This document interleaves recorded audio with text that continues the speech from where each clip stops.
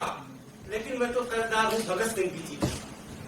गांधी जी की परम अहिंसा को मैं भी अपनाऊंगा, लेकिन निर्दोष निहत्थों को कोई मारे तो सहन नहीं कर पाऊंगा। कहते ये भी है कि जब लंका जल रही थी तो कुंभकर्ण चैन की नींद सो रहा।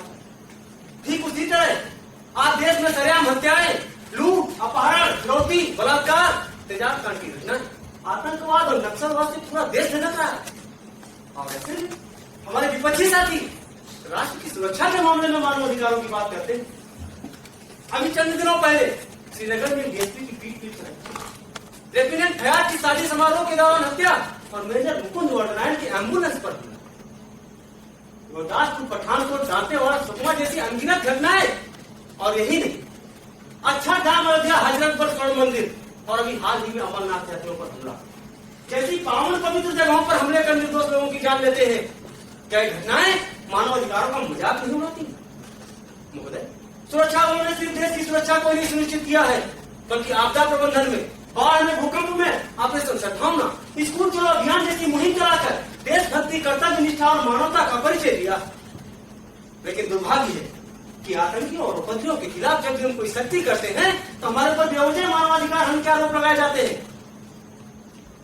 सुरक्षा बलों को कई ऐसी चुनौतियों का सामना करना पड़ता है जब एक अपराधी, उपद्रवी या पत्थरबाज के मानवाधिकारों को ध्यान में रखकर संपूर्ण राष्ट्र व कुछ निर्दोष लोगों की सुरक्षा को सुनिश्चित करना है।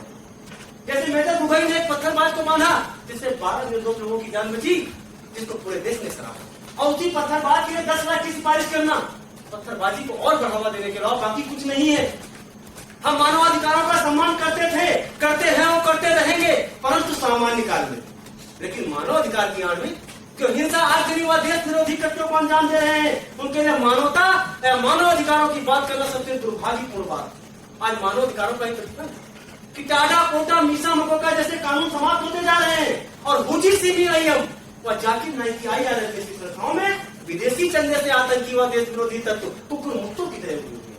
यह नारेश पूजन तेरह का अर्थात जहाँ स्त्रियों का सम्मान या पूजा की जाती है वहां देवता निवास करते हैं, ऐसी संस्कृति नहीं हमारी।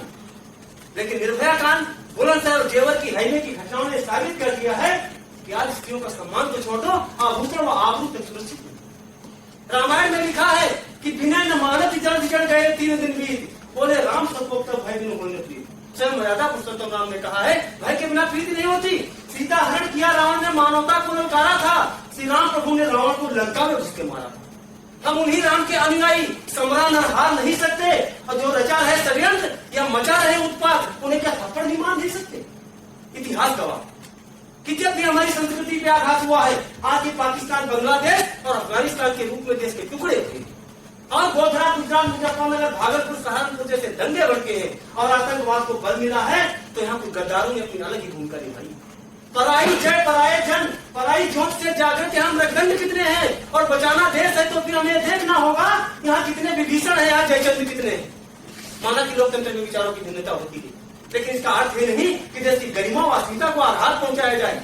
आज हमारे देश में सबको मनमानी करने की आजादी है, स्वयं उनके जिनके कंधों की सुरक्षा का जिम्मा।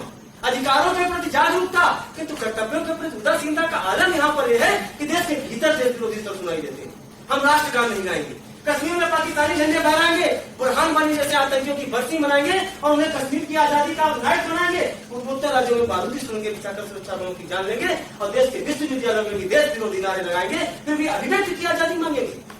महोदय, सुरक्षा बलों ने हमेशा मानवाधिकारों का पालन किया है, लेकिन असामाजिक तत्वों ने हमेशा फायदा उठाया है। इसका उदाहरण हाल ही में एक वीडियो हमने देखा जिसमें एक सशस्त्र सुरक्षा कर्मी को कुछ पत्थर थप्पड़ मार रहे, गाली दे रहे, खींच रहे और कुछ नहीं कह रहा।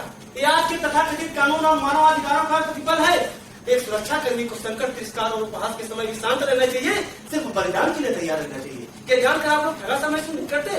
सुरक्षा बल सर्वस्व न्यौछावर कर देते हैं ताकि लोग समझे हिंदुस्तान। महोदय, सुरक्षा बलों पर देश की प्रत्येक नागरिक की सुरक्षा का दायित्व है, इसके लिए हमें बल प्रयोग करने का अधिकार दिया गया है। इस बल का निश्चित सीमा तक व विवेकपूर्ण उपयोग जरूरी है ताकि प्रत्येक निर्दोष नागरिक के मानवाधिकारों की रक्षा की जा सके। लेकिन देश व समाज के दुश्मन जिस भाषा को समझते हैं उन्हें उसी भाषा में जवाब देना उचित है, क्योंकि राष्ट्र की सुरक्षा सर्वोपरि है। और ऐसा इसलिए कि न तेरा है न मेरा है, ये हिंदुस्तान सबका है, और नहीं समझी गई ये बात तो नुकसान सबका है। जय हिंद, जय भारत।